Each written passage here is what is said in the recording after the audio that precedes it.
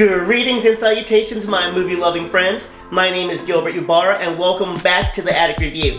On today's episode of Tar, I want to talk about the interesting game plan of hiding in plain sight that was utilized by our parental killers in Screams 2 and 6. First off, I don't care what the haters say. I love the mirroring of 2 and 6. Both taking place in college, and both having a parent looking to avenge their little psycho slasher. I love it. But what I don't love is the fact that they both do this. Most of the time, I look the other way when it comes to plot holes or lazy writing, but both of these instances infuriate me. How come both parents in 2 and 6 are so comfortable with hiding in plain sight?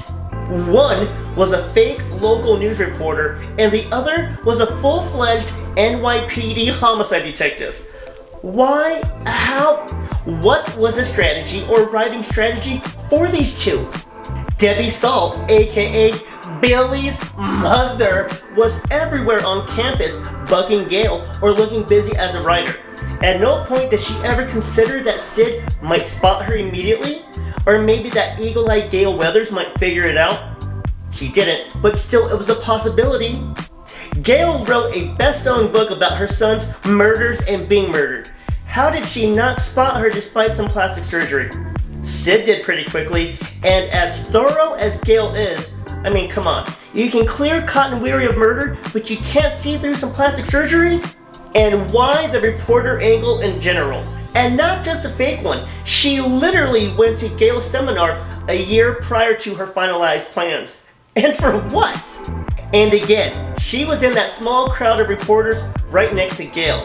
As many times as she popped up around crime scenes and news conferences, she wasn't worried at all about Sid pointing her out to the police as the mother of a slain serial killer.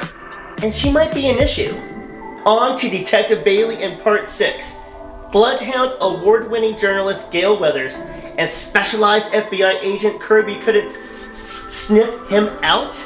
How the fuck did no one, and I mean no one, know that he had a serial killer as a son? Even if Richie used an alias for his fan-inspired sprees, all the media attention surrounding the murders, no one ID'd him and linked him to either of his siblings or his father? And Bailey was a homicide detective, and I'm pretty sure that they're strenuous with their background checks. And in all of that investigating, Richie never popped up?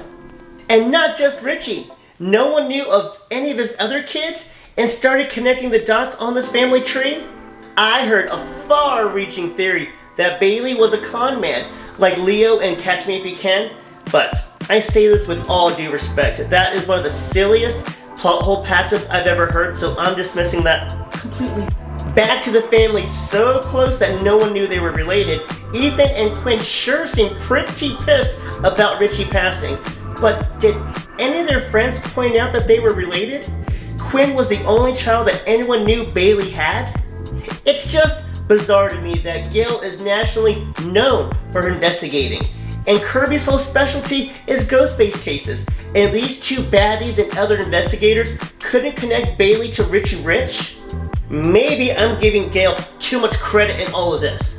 Or maybe I'm just being a nitpicking dork that should just appreciate the brilliance of this franchise and drop it. Drop it. I had to get it out. But seriously, Gail, I'm not mad. I'm just disappointed that you didn't see that shit. And that's it for today's episode of Tar and my feelings about the parent killers in Screams 2 and 6. I hope you enjoy those movies as much as I do, and thank you for listening to all my rants and raves. It has been an absolute pleasure. Please like, comment, share your thoughts, follow, subscribe, and tell some friends about the channel. My name is Gilbert Ybarra, and thank you so much for watching the Attic Review. Smile, Tiger.